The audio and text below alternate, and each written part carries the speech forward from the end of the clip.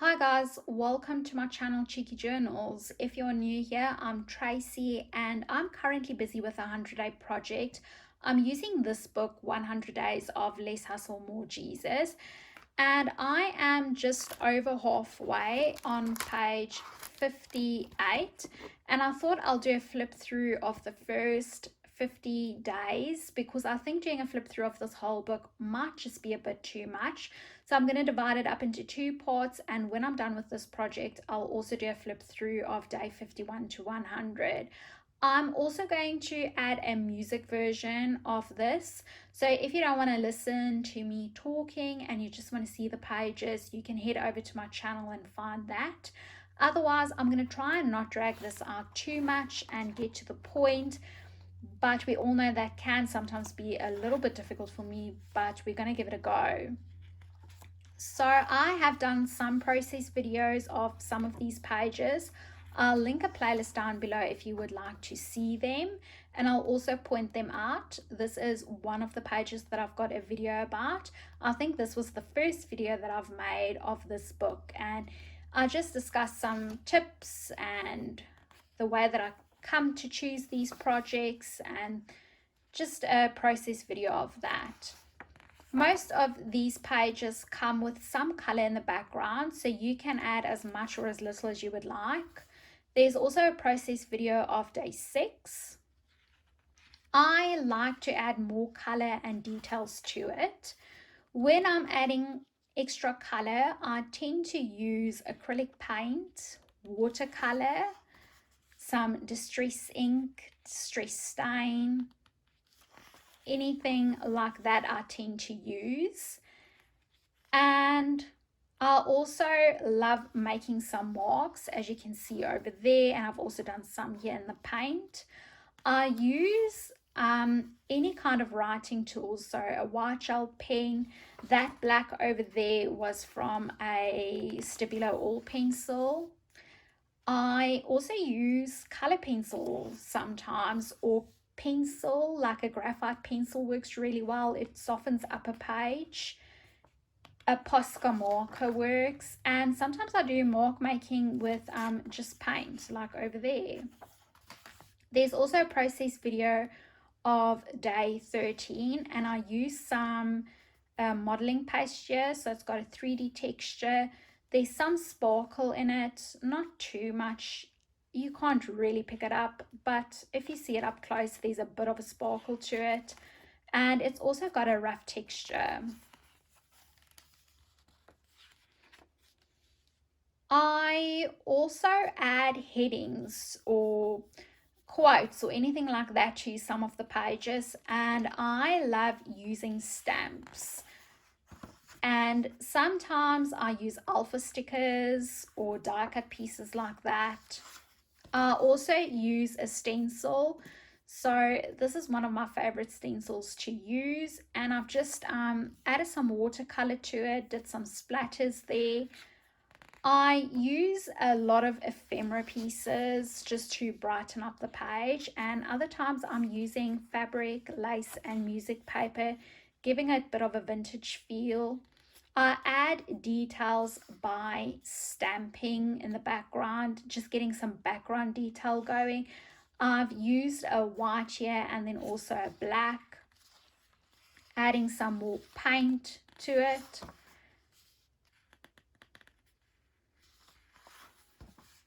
I think this page is slightly too busy for my liking. And most of these ephemera pieces that I use are either from a Daphne's Diary, Project Calm, or what's the other one, Breathe, that I use. I really love the Breathe magazine. They've got colorful and beautiful images. It's also not too large, so it fits nicely in this book. Here I've done some painting, and I love how I've just added some simple shapes, very basic, but it looks interesting with some more mark making. This page, there wasn't much to it. I think it only came with these dots at the top and the honeycomb, and then I've added the rest because I just felt like it was a bit too bare. So on some pages I'm adding more and on others less. Here I've used some watercolor with bubble wrap, and I also did some mark making. I think that was with a Posca marker. Every time I use this stamp, I feel that I have to add color to it. It just looks so empty without it. I think I've tried it once or twice, not adding color, and I don't know, I just like it more with color in it. This is, I think, my favorite page in this whole book. I have to say, I've got so far about 2 or 3 pages that I really like, but I think this is like the cherry on the cake for me. I used acrylic paint with a brayer, and then I did some stamping, or not stamping, some stenciling here with a Tim Holtz stencil and some distress stain. And my mark making I've done in crayon here. That was something that I didn't mention. You can use any writing tool, but I really love adding crayon to it because it brings out a bit of texture. This stamp is one of my all-time favorites, and if it's up to me, I'll use it on each and every single page. The only thing is it's slightly a bit too big, so I can't really do it. And I want to vary it up. I suppose I don't want each page to look exactly the same. This was something different.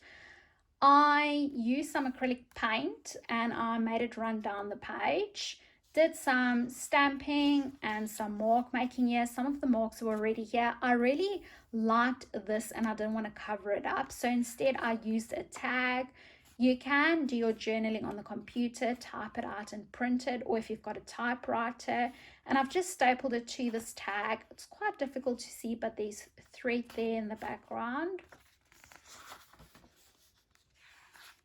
This is from a Maggie Holmes ephemera pack.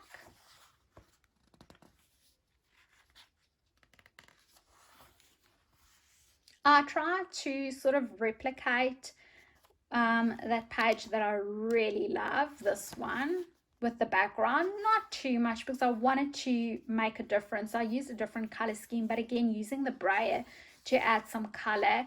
And then I did some, use a white gel pen to bring out these triangles, using that beautiful stamp that I'm loving, and again, just adding some scribbles.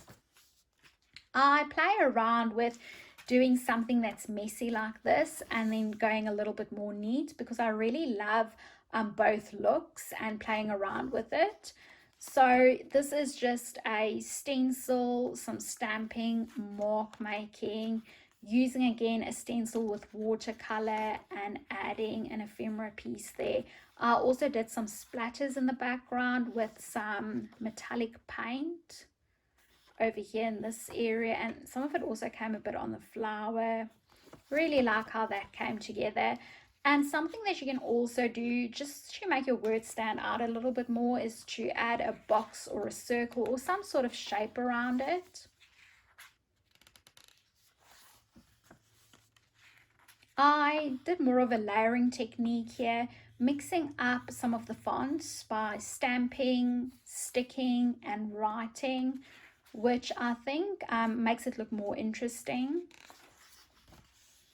This color combo is so nice. It's not something that I would think of putting together, but it definitely works. It's yellow ochre, and then I've used a pink. I'll show you what it looks like. It's this one. It's called ash pink. Really beautiful.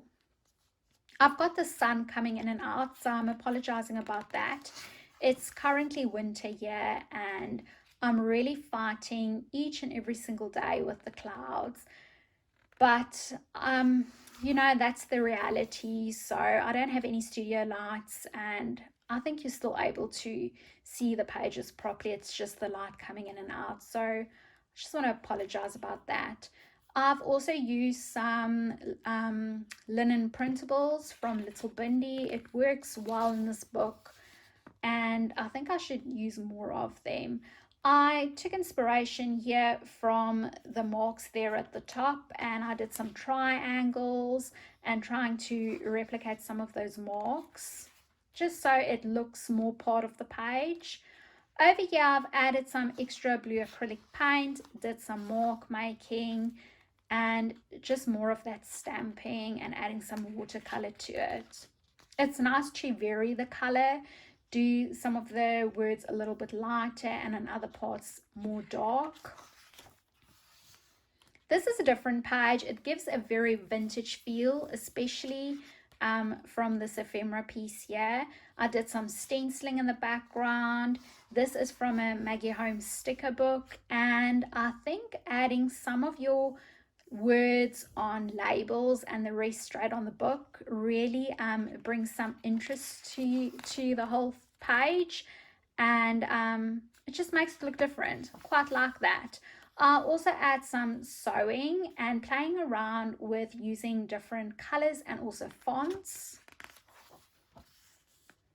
I really like how this came together as well. I added some paint with a paintbrush and then used a background stamp with this white archival ink, and then I just stamped over that. The nice thing about using white is that if you go over the paint and it goes over here in the white background, you don't pick it up because it's white on white, so that works really well.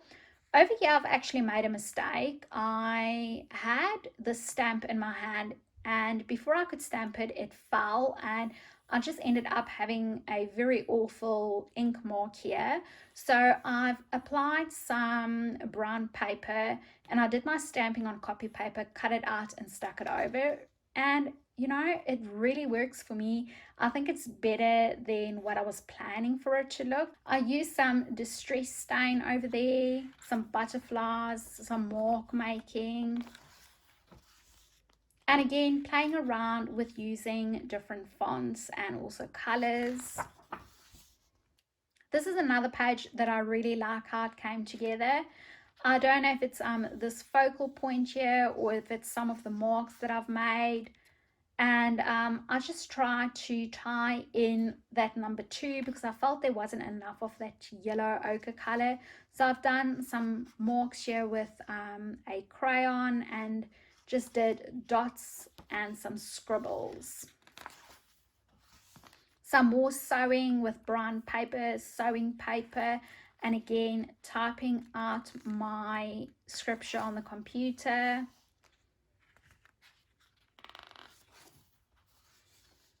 And I also think outlining the numbers or making marks in it makes it look more interesting. I haven't done it on each page, but I've tried to do it on most. Some of the marks were already here, and then I've added a few extras. These are from Jane Davenport, and also the spaces there at the top. Again, playing with using different fonts and combining stickers with stamps. Adding some stenciling in the corners and some paint. And this is the last page, page 50 or day 50. Thank you so much for watching this video. I hope you've enjoyed it, and I'll see you soon. Take care. Bye.